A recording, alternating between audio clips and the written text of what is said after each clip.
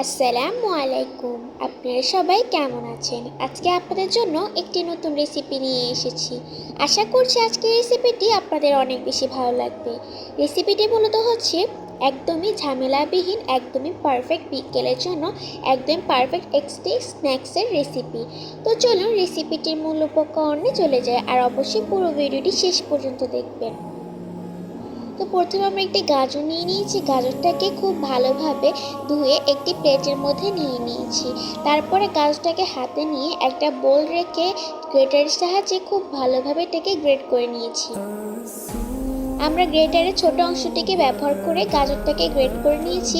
আপনারা চাইলে বড় অংশটা দিয়েও কিন্তু গ্রেট করে নিতে পারেন, কোনো সমস্যা নেই। এভাবে করে আমরা সবগুলো গাজর ঠিকভাবে গ্রেট করে নিব। তারপর আমরা একটি প্যান নিয়ে নিব। প্যানের মধ্যে আমরা পরিমাণ মতো সয়াবিন তেল দিয়ে দিব। আপনারা চাইলে সরিষার তেলও দিতে পারেন। সয়াবিন তেল দেওয়ার পরে আমরা হালকা একটু গরম হয়ে গেলে তেলটাকে এই পর্যায়ে আমরা এখানের মধ্যে যে গাজরগুলোকে আমরা গ্রেট করে রেখে দিয়েছিলাম সেই গাজরটাকে এখানে দিয়ে দিব। দিয়ে খুব ভালোভাবে নেড়ে চেড়ে এটাকে ভেজে নিব এই সয়াবিন তেলের মধ্যে।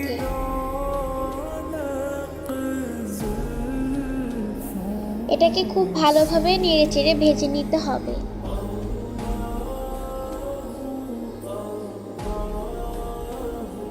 খুব ভালোভাবে ভেজে নিতে হবে যতক্ষণ এটা একটা পারফেক্ট কালার চলে এসেছে। তো যখন আমাদের এই কালারটা চলে এসেছে এই পর্যায়ে আমরা এখানের মধ্যে হাফ কাপ পরিমাণ পানি দিয়ে দিব। আর ভাজা অন্তত 5 মিনিট মতো ভেজে তারপরে পানিটা দিয়ে দিতে হবে। তারপরে আমরা এখানের মধ্যে 1.5 টেবিল চামচ পরিমাণ গুঁড়া দুধ দিয়ে দিব। দিয়ে খুব ভালোভাবে এটাকে নেড়ে চেড়ে মিশিয়ে নিব।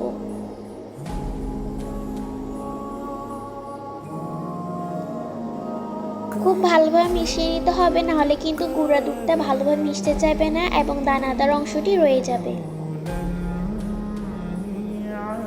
এই মিশ্রণটিকে অন্তত 5 থেকে 6 মিনিটের মতো নেড়ে চেড়ে খুব ভালোভাবে ভেজে পানিটাকে মোটামুটি শুকিয়ে নিতে হবে। তো এই পর্যায়ে আমরা এখানের মধ্যে কিছুটা পরিমাণ জর্দার রং দিয়ে দিচ্ছি। আপনারা চাইলে এটা নাও দিতে পারেন, কিন্তু এটা কালারের জন্য, এটা স্কিপও করতে পারেন। এটাকে দিয়ে খুব ভালোভাবে নেড়েচেড়ে এটাকে খুব ভালোভাবে মিশিয়ে নিব, যাতে এটার রংটা খুব ভালোভাবে চারপাশে ছড়িয়ে পড়ে। আর এটাকে খুব ভালোভাবে স্প্যাচুলার সাহায্যে মেল্ট করে নিব। খুব ভালোভাবে এটাকে চিপে চিপে একদমই সুন্দর করে মেল্ট করে নিতে হবে, যাতে একদমই এটা স্ল্যাম হয়ে যায়। এটাকে এভাবে করে একদম চিপে চিপে খুব ভালোভাবে মেল্ট করে নিতে হবে। এটাকে আমরা প্রায় 5 থেকে 6 মিনিটের মতো জাল করে নিব। আর জাল করার পরে মোটামুটি কিন্তু আমরা এটাকে শুকিয়ে নিব। আর জাল করার মাঝে মাঝে কিন্তু আমরা বাকি উপকরণগুলোকে দিয়ে দিব। তো এই পর্যায়ে আমরা এখানের মধ্যে 4 টেবিল চামচ পরিমাণ চিনি ব্যবহার করেছি। যেহেতু গাজরের মধ্যে এমনিতেও এক্সট্রা চিনি মিষ্টি থাকে, তো সেই হিসেবে আমরা আন্দাজ করে দিয়েছি। আপনারা যেটুকু পরিমাণ চিনি খাবেন সেভাবে করে কিন্তু আন্দাজ করে দিয়ে দিবেন। চিনি দেওয়ার পরে আমরা খুব ভালোভাবে স্প্যাচুলার সাহায্যে নেড়ে চেড়ে মিশিয়ে নেওয়ার পরে এই পর্যায়ে আমরা এখানের মধ্যে প্রায় 1 কাপ পরিমাণ ময়দা দিয়ে দিব। আপনারা চাইলে আটাও দিতে পারেন, কিন্তু আটা দেওয়ার ফলে এটা একটু ক্রিস্পি কম হবে। এটাকে আবারও খুব ভালোভাবে স্প্যাচুলার সাহায্যে ভালোভাবে নেড়েচেড়ে মিশিয়ে নিব। তারপরে চুলা থেকে নামিয়ে নিয়ে ঠান্ডা হওয়ার পরে আমরা নিচে কিছুটা পরিমাণ ময়দা দিয়ে এটাকে খুব ভালোভাবে হাতের তালুর সাহায্যে মথে নিব। যত ভালোভাবে মথে নেবেন ততই কিন্তু আপনার আজকের এই রেসিপিটি ক্রিস্পি এবং পারফেক্ট হবে। খুব ভালোভাবে মথে নেওয়া হয়ে গেলে এই পর্যায়ে আমরা এখানের মধ্যে যে ডোটা হয়ে গিয়েছে সেই ডোটাকে আমরা ধীরে ধীরে একদম পারফেক্টলি বেলনের সাহায্যে বেলে নিব।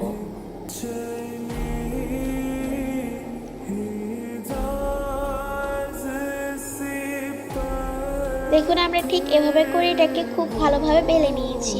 লম্বা লম্বি করেও বেলতে পারেন, আবার গোল করেও বেলতে পারেন, কোনো সমস্যা নেই। তারপর আমরা একটি গোল কাটার নেওয়ার পরে কাটারটার সাহায্যে খুব ভালোভাবে এই সাইজ করে খুব সুন্দর করে এগুলোকে কেটে নিচ্ছি। এভাবে করে পুরো রুটি থেকে আমরা এগুলোকে গোল গোল করে কেটে নিব।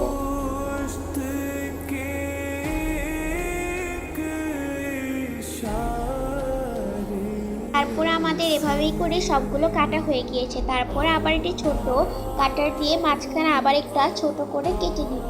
এভাবেই করে আরও কয়েকটা করে কেটে নিলে আমাদের সবগুলো একদম পারফেক্টলি তৈরি হয়ে যাবে।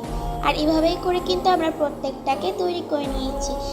দোকানের ভেজালযুক্ত এসব স্ন্যাক্স না খেয়ে বাড়িতে কিন্তু এই স্ন্যাক্সটি আপনারা তৈরি করে নিতে পারেন। অনেক বেশি মজাদার, অনেক বেশি হেলদি, বাচ্চারাও খুব বেশি পছন্দ করবে। আর যে বাচ্চাগুলো শাকসবজি একদমই খেতে চায় না তাদেরকে কিন্তু এভাবে করে তৈরি করে দিতে পারবেন।